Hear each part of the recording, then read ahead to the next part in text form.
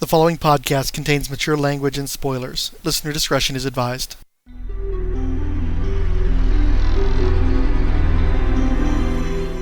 We all went a little crazy during COVID. My main area of insanity was a need to disassociate from most people, even virtually, related to my aversion to human contact while working in a public setting throughout the pandemic. I was fried on a daily basis by the people I had to deal with directly and wanted nothing to do with anyone outside my household at the end of each day. My other insanity was going hog wild on Siskoid's Who's Editing podcast comments section. I was building a monthly ongoing reboot continuity for the DC universe while exploring areas I'd previously missed, especially deep New 52 cuts and Wildstorm material. I was ecstatic losing my worries and all that research and imagining. The problem was that over time it got so big that what had been bliss became a burden. Not just to myself, but I'm sure Siskoid got sick of my bogarting his space, and getting soused for this tie-in podcast was only going to go on so long before it became an embarrassment to everyone. For a while I thought that I might return to the monthly entries someday on my own blog, but to be perfectly honest, once that creativity was reawakened in me, I didn't want to waste the effort on something a few rungs down below fanfic. But also, I strung people along for such a spell that I felt the need to resolve this in some fashion. But first, I still have years of old inventory of drunken rants to burn off.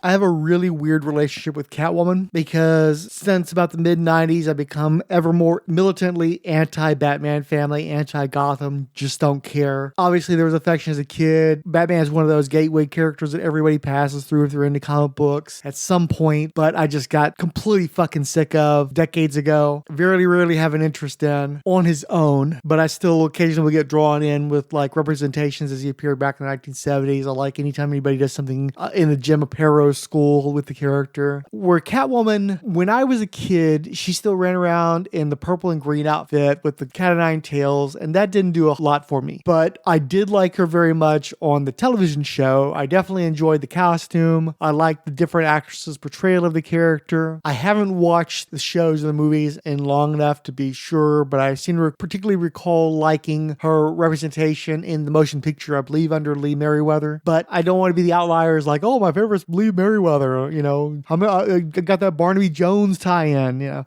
That's just the one that I remember the best. It doesn't necessarily mean that she's the best one. When she started appearing in a more Batman TV show type costume in the late 80s after Batman Year One, really the only issue of Batman Year One I bought new off the stand featured that costume. Might have been a motivating factor. I can't recall. But I would definitely found that suit more appealing and wanted to check out more Catwoman stuff, but I rarely had access to it. The Catwoman miniseries they put out in that time period was pretty much direct market only at an inflated price with artwork that didn't really do much for me, so I probably didn't check that out. She did make some appearances in Action Comics Weekly in that time period, but I think she might have been back to the green and purple costume. I don't recall for sure. I just didn't gravitate toward that suit. Didn't feel very cat-like. Didn't understand why somebody would be dressed like that in the first place. Then the Batman Returns movie came out, featuring the Michelle Pfeiffer incarnation of Catwoman. To this day, still my favorite version in media. I love that movie. I love that representation of the character. I'm not saying that it's a sterling representation of feminism, but the fact that they even drew from feminist lore, explicit references to Helen Reddy and that sort of thing, I just appreciated that. I liked that she was a strong character. I liked that she was sexy. I dug Michelle Pfeiffer. I was a fan of hers going way back. I'd seen her in Lady Hawk, seen her in Into the Night with Jeff Goldblum, you know, so I dug her. And just the kinkiness of that movie, Batman Returns is underloved, I gotta say. Still probably my favorite Batman movie. Give me another Batman movie with somebody like Susie and the Banshees on the soundtrack and we can have a conversation. Until then, probably not. Because in part, my appreciation of Batman Returns, I tried to read the Joe Duffy, Jim Balent series that spun on Nightfall. I thought it was a good looking book and I did like the purple suit with the thigh-high boots. I'm definitely a big fan of the thigh-high boots, men and women. I just love the implicit sexuality. There's something about footwear that sends your eye directly into the pelvis, whether male or female, that is inherently sexualizing. And the boldness of that, I appreciate. But I'm not really into the whole buxom babe, bad girl thing that Catwoman was at the forefront of that particular series, the 94 series. I don't know that Joe Duffy was necessarily the right writer for that character, although frankly, I don't think any of the people who wrote that series during that incarnation did much for me, but I did keep trying it over and over again, in part because because I really do like Jim Balent's artwork, or at least I did at that time. The stuff he's done on things like Tarot, Witch of the Black Rose, doesn't do much for me. That kind of imagey quality applied to the Batman family was somewhat unique, and so I did like that. The fact that I kept trying the book, despite never particularly liking it, should have clued me in that I was more of a Catwoman fan than I led on to being. I wasn't interested in the more practical direction taken under Darwin Cook in the mid-2000s, where they put her in more explicit, like leather gear with goggles essentially that doubled as a mask. Just wasn't into that. But there was a period in the time frame when they had Paul Gulacy drawing the book, and I'm a huge Paul Gulacy fan. He is one of the only artists whose work I will buy despite a lack of interest in the property or in the writer necessarily. Not that I necessarily have anything against Ed Brubaker, but I've never been as bowled over by him as other people. But the run that they had on that character, I bought every issue and I appreciated it. I especially liked having Robert Mitchum showing up in the book, drawn photorealistically by Gulacy, but just Gulacy drawing that character. Even before that, I had bought the Gulacy story from Legend of the Dark Knight featuring Catwoman, which had a sequel that was drawn by Russ Heath that I was very fond of as well. And in terms of greater media, Catwoman is always a draw. I went to see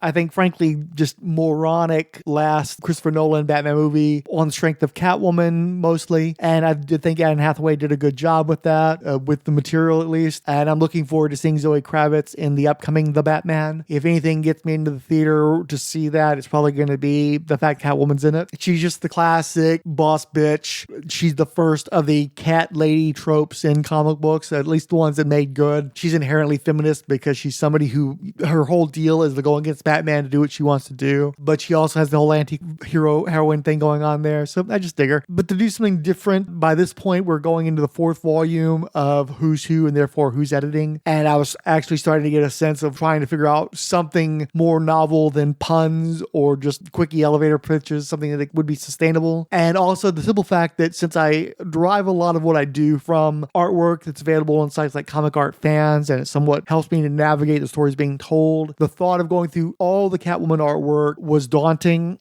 So I decided to have a little fun with it. Catwoman makes sense to me as being somewhat of a mob boss. It's something where she's been around for so long that just having her be a burglar or something seems beneath her at this point. And they'd already done a lot of stuff over the years with the Huntress, since they had retconned her history to, instead of being the daughter of Batman and Catwoman, she's now the daughter of a mob boss. And so they've drawn on that to have her actually be a mafiosa herself in the comic books. And so to me, it's like, well, if the daughter can do that, you should probably have the mom do that as well, even though they're not technically related anymore. And I want to take advantage of the artwork that's been produced with her in the green and purple costume. And also because that's not the suit that I feel as strongly about, I wanted to tailor stories for that. It made more sense for somebody who's a mob boss dressed that way than somebody who's supposed to be scaling the sides of buildings and such. So that's basically where it came from. Is here's a bunch of artwork with her in this particular costume. It was the suit that she was in when I first started reading comic books. There's a more limited amount of artwork produced with that costume by some very high profile artists, so I could take advantage of that, have a bunch of multiple variant covers for my fictional comic book, and play around with a new role for Catwoman that we've typically seen her in. And that gave me a way into telling Gotham City stories with a character I actually have an affection for. And I like the idea of creating a Catwoman family where you've got Spoiler becoming Catgirl, you've already got the Huntress around,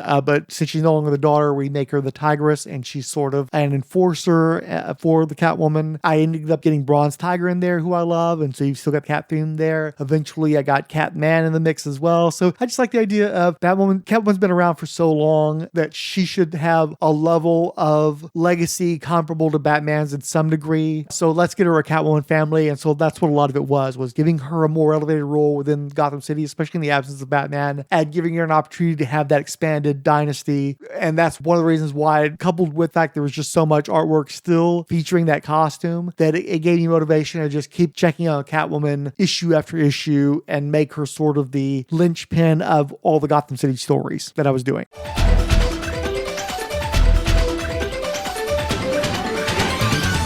In 2010, a pre-saga Fiona Staples joined writer Aaron Williams for North 40 an ultimately truncated 6-issue series about supernatural threats plaguing a small town. Got into some Lovecraftian stuff. Couldn't get into it, sorry. My first fake entry was for Abel, as in Cain and. I needed a hook, and it was right there in the premise. Cain murders Abel over and over again as he keeps reviving to be killed again. So what if it happened the other way? Or at least, what if it was Cain that got murdered and Abel was the prime suspect? A murder mystery against the backdrop of the Vertigo cast of characters. Plus, I eventually worked in the Semitic biblical versions of the concepts, motivated by a desire to take back the narrative of their existence from DC Comics. Plus, I always love the idea of DC's mysterious, secretive houses being pitted against one another. Beyond that, I struggled with what to do with Abel, and there were long gaps in my using the title. Mostly it was a dumping ground where Vertigo and Wildstorm properties intersected with whatever intertitle crossover I had for that month. For instance, I had all the animal characters in a crossover called The Kids Crusade. Get it, kids? That roped in Goldie the Gargoyle and Matthew the Raven to team up with the likes of Hoppy the Marvel Bunny. But mostly I just name-dropped skim titles like Wildsiders, North 40, and Jezebel.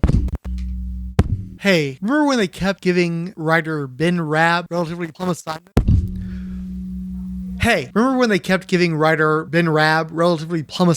Even though no human being on the planet Earth was ever described as a Ben Rabb fan? Hey, do you remember there was that one year when Wildstorm did an annuals crossover called Devil's Night? No, I don't either. I think Lee Bermejo may have done some of the covers. That'd be about the only thing I'd remember from that, but that was after I'd already left Wildstorm. Anyway, they had that crossover and they introduced a teenage sorceress / Buffy the Vampire Slayer wannabe named Jezebel, who apparently died at the end of that crossover, and then her sister took on the quote-unquote Jezebel legacy and got a 6-issue miniseries drawn by Steve Ellis. No? You don't remember any of that? Me either.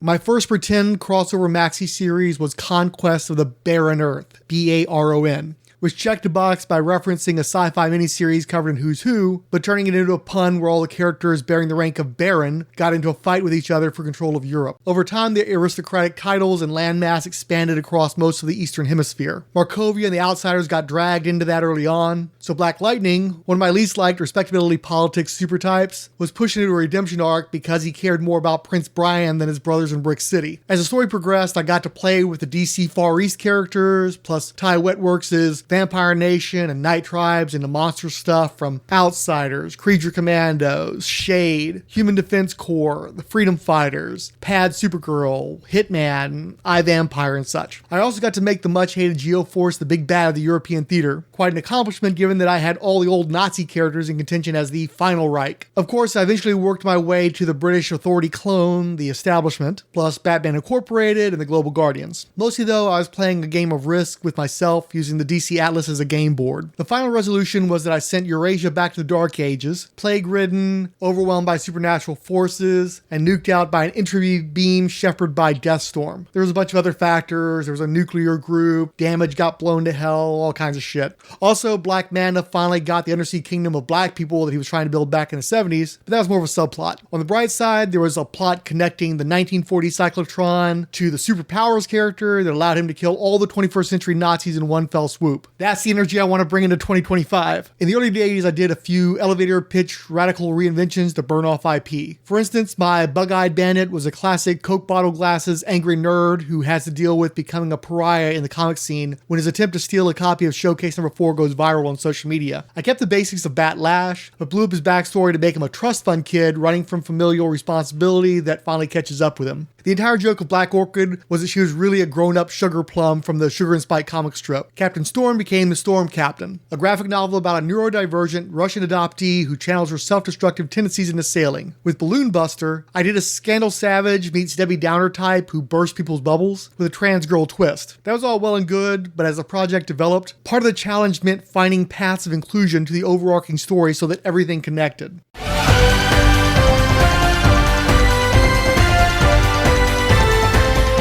My favorite time reading DC Comics was during the post-crisis period where there was essentially one streamlined continuity where everything kind of sort of fit to the best of their ability. It didn't always work, and certain properties were definitely thrown under the bus because they weren't ever designed to be part of a shared universe, of a grounded universe, a Marvel-like universe. But overall, I really enjoyed those stories and that sphere of storytelling. But it wasn't something that necessarily suited the DC universe. The multiversal concept kept rearing its head, especially when they did, I think it was the 25th anniversary event miniseries, Infinite Crisis, reflecting on Crisis on Infinite Earths. And after a bunch of hemming and hawing and not being definitive about it, ultimately it was decided they were going to bring back the multiverse. And initially it was going to be limited to 52 worlds because they had this total fucking kink when it came to the number 52 at DC for a number of years. I think eventually Grant Morrison came along and did his multiversity event series that expanded the multiverse further. Again, I've advocated for the multiverse in the past. It's definitely a very DC concept. I don't like having just an endless number of variations on the same characters. 52 versions of Superman, 52 versions of Batman. That shit fucking makes my hair fall out. And the bigger cosmology of Monitor and Anti-Monitor and World Forge and Perpetua and all that shit, I'm not super into it. I just don't care for it that much. However, within the comments challenge, I've tried to embrace that as I've tried to embrace a number of new 52 concepts. And so I've played around with that a lot. I reintroduced the Anti-Monitor, but because I didn't want to deal with him overly much, he was basically in the antimatter universe where he was supposed to be as established in the old Crisis stories. I wanted to play around with some of the leftover continuity that was abandoned going into the New 52, specifically stuff from Brightest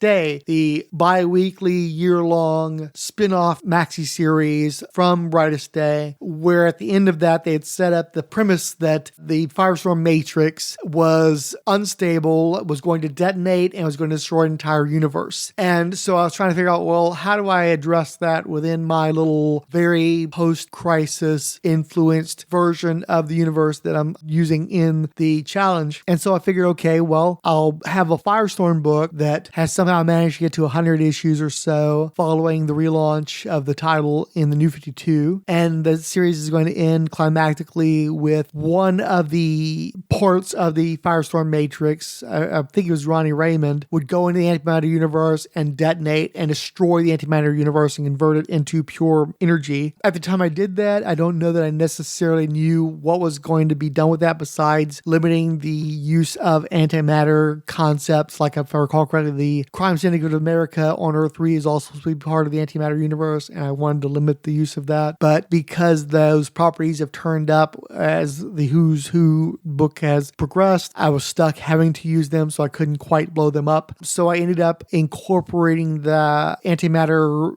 almost pure antimatter universe that was created by the detonation of Firestorm into the meta-narrative of the challenge. Basically, you have this great big pool of antimatter energy, and somebody's going to tap that and do significant damage to the positive matter universe. But that's an element of the story that's still progressing, so I won't go too much into that. But I do intend to, since they decided that Anti-Monitor and the Monitor are part of this bigger cosmology, and I've already killed off a version of the Anti-Monitor that is appearing in the challenge, I still want to address the Monitor. Clearly, the original version of the Monitor was killed off during Crisis on Infinite Earths, but during 52 and Countdown and a bunch of other stories that were done in the aughts and in the teens, there's actually apparently a multiplicity of Monitors. Basically, they took the Monitor and they turned him into the Watcher, or, you know, how the Marvel Universe has Watcher for every parallel universe that exists. And so there's just a legion of these guys. And so they decided that they were going to totally rip that off and turn the Monitors into the Watchers. And so there's one for every single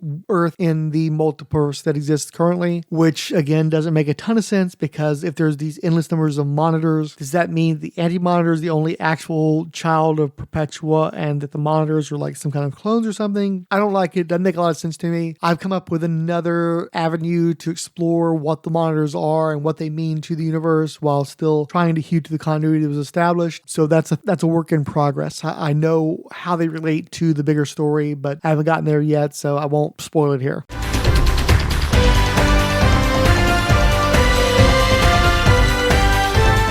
Still, inclusivity was a driving concept of the project. If I was going to just renew a trademark while going in a bold new direction, the DC universe was all set for straight, white, able-bodied dudes. So I retconned Will Everett's original 1930s Amazing Man into a Turk, and had his queer descendant run afoul of Erdogan, alongside new love interest Catman. It gave me a chance to tie him into a lot of Suicide Squad stuff, plus I'd moved the Latina Aqua Girl into that broad area to learn about her Bwana Beast type powers. Alias the Spider was always a weird notion for an archer, so I made my new one a Syrian refugee whose metagene kicks in during their civil war. He got more spider-like aspects, including a thirst for human blood. He's now an archer in part because his arrow shafts are hollow specimen tubes that drain blood for him to feed upon. There were a whole batch of low-value trademarks one month, so I gave the lot the DEI treatment. Inspired by George Floyd, Breathtaker could control the air that we breathe, but especially that of the cops who would harass a trans black woman whose gender transformation left her without any resources or identification. There was also an ugly duckling element where Breathtaker struggled with sudden interest by other people after her change into a beautiful woman. I set that on Earth too, so there was a possible romance with Dr. Midnight, but he was freaked out about the transformation, yada yada yada. I didn't put a lot of effort into Blockbuster, an East Indian Wonder Man with Bollywood dreams and elemental powers. So on his Earth in the multiverse, Brother Power was just a regular guy, but it just so happened there wasn't any racial disparity there, or maybe black people were at the top of the food chain. I don't know if I ever fully worked that part out. What happens is he gets transported to our Earth during a seance. He gets transported to our Earth by a seance conducted by the Jewish widow of the version of himself that had been on our planet, who also didn't have superpowers. Well, on our planet, he does have like Superman level powers. So that one was about questions of a hero's personal identity and his responsibility when he gains these erratic Superman level powers in a place where his own kind are second-class citizens. Some of the elevator pitches had more life than expected. Star Squadron, STAR acronym, was a mashup of the high-tech lab popularized in 80s comics and a CW Flash TV show with the expanded version of the Justice Society of America from the 1940s, the All-Star Squadron. It was basically what if Justice League Unlimited, but only with the third stringers, and with the League satellite serving as a stand-in for Trump's border wall. Since I had a home team, I also saw the potential in an away team that went into alien territory to undermine perceived threats to Earth on their own turf. Deep Space Star Squadron Blackhawk also allowed the team a bird theme to riff on Gatchaman, and an island base inside of a wormhole. It was a good spot to stick hoary Silver Age alien menaces, plus it could work in the rare Wildstorm aliens like the Domsea and the Cooperative. The Star connection also gave me a chance to make Dr. Sarah Charles more than just the ex-girlfriend that always has the fixed cyborg. The Challengers of the Unknown is a group that I've been aware of since my earliest days as a collector. I believe they had a short-lived revival during the DC explosion of the late 70s, and that a Mike Nasir drawn cover was featured in a house ad in one of my earliest books, probably The Brave and the Bold. It was a team of non-powered specialists in matching jumpsuits of the type often seen in the mid-20th century, and served as a prototype for the Fantastic Four. That worked in their favor in the mid-1950s, but has mostly worked against them ever since, and I've certainly never found any use for them outside of utility players. Part of my approaching them for this project was the list of particulars of their numerous failed relaunches, while also positioning the original team as being canonically active in the years after the JSA disbanded, replaced by literal clones for any modern age appearances. Then I killed off the clones and turned the Challengers into the Forgotten Heroes. Basically, I just lumped together a bunch of relatively normal characters that used to support solo features but couldn't anymore. Darwin Jones, Cave Carson, Jimmy Olsen, Renee Montoya, the Human Target, Rex the Wonder Dog, and Angel and the Ape. Oh, and Maximum from the Superman of America to rep for the 90s. Plus, for their first adventures, I stuck them with material I'd skimmed from the abortive series, The Hacker Files, and Lab Rats. That second was John Byrne, sort of revisiting his themes from Next Men of a paranoid, clandestine government project involving superpowered teens immersed in a false reality that they rebel against, running afoul of the deep state. Since so much of the stuff I was doing was about government malfeasance and espionage, it fit right in. Also, nobody gave a shit about Lab Rats, which was totally in my zone. My take on the Doom Patrol turned up that same month, and was mostly the same premise, but with international characters. I borrowed heavily from Doomsday Clock once I looked at it, and realized that Jeff Johns had already done a lot of the same type of Doomer material that I was playing with. I just outright stole his team, called the Doomed, but I think mixed in more legacy patrol members and New 52 leftovers. To be honest, I really don't remember or care about how much of that was John's versus my embellishments. The Doom tended to operate in India and the Middle East, so that title became a dumping ground for New Bloods and Planet DC types. Plus I worked in Baron Chaos from the Wildstorm book Team Achilles. The Doom got caught up in the game of Risk that I was playing in Conquest of Baron Earth, as well as Crime Syndicate Earth 3 stuff, including explaining away the Bendis Jor-El as Jur-Lee from the 70s Superman family comics.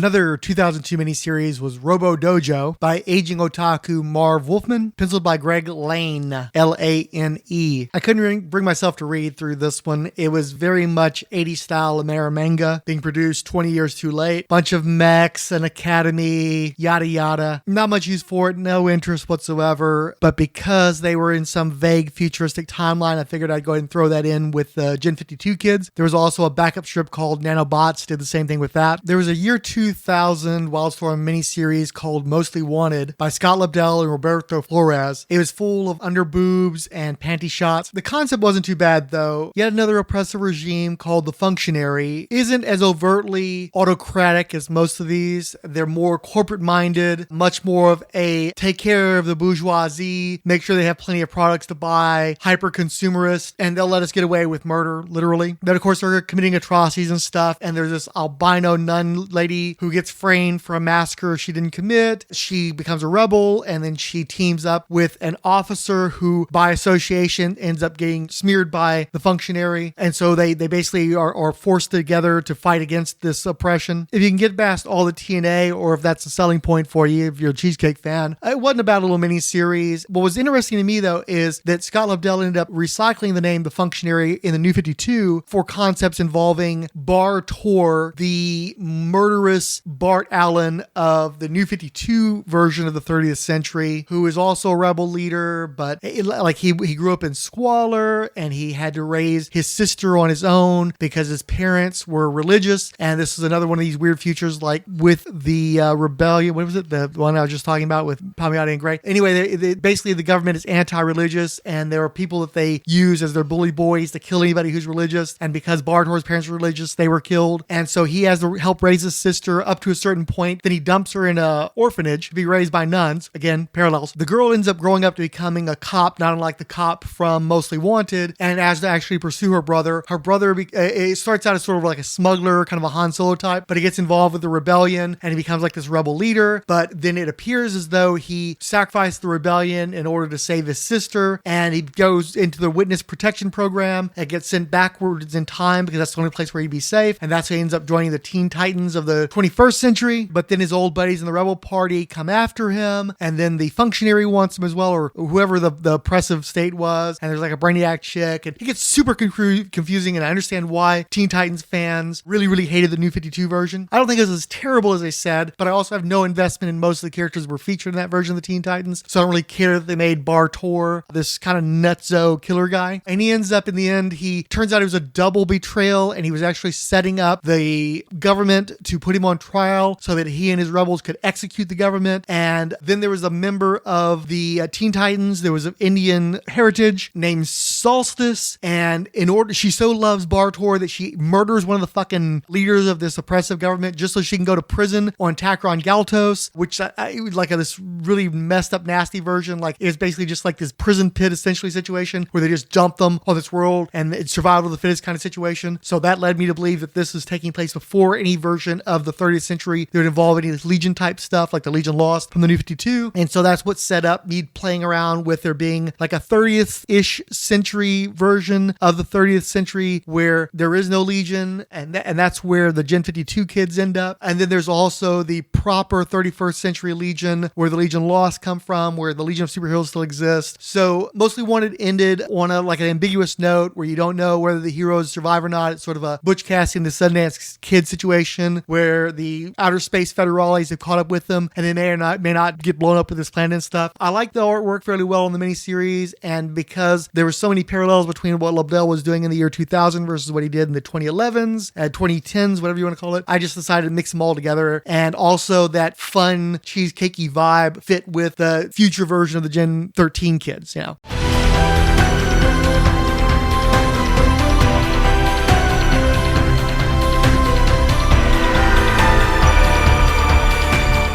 I'm a superhuman, 3D, baby, a Hollywood brainchild to drive you crazy, and I'm coming your way real soon. I'm the Catwoman from the moon.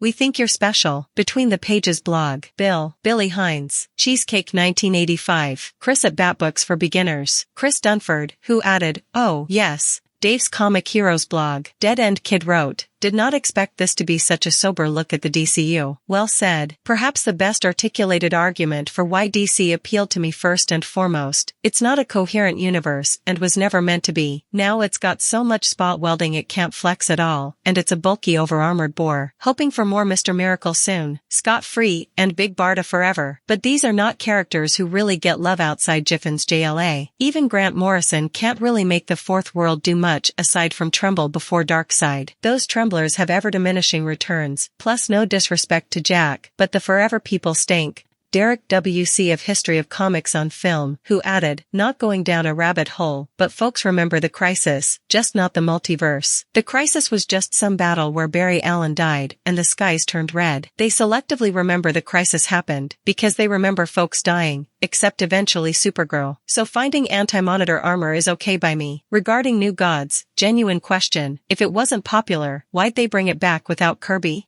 Dr. Pop Culture, Ed Moore, The Hammer Strikes, Random Geek, Stuff, Irredeemable Shag, who added, listened to this on a road trip yesterday. Loads of fun to listen to and adore Diabolu Frank's rants and sidetracks. And thanks for the Who's Who podcast shout out. With all that said, what the hell did I listen to? Just going through the Encyclopedia? Did I miss an explanation of the mission of the show? Even confused. Loved it.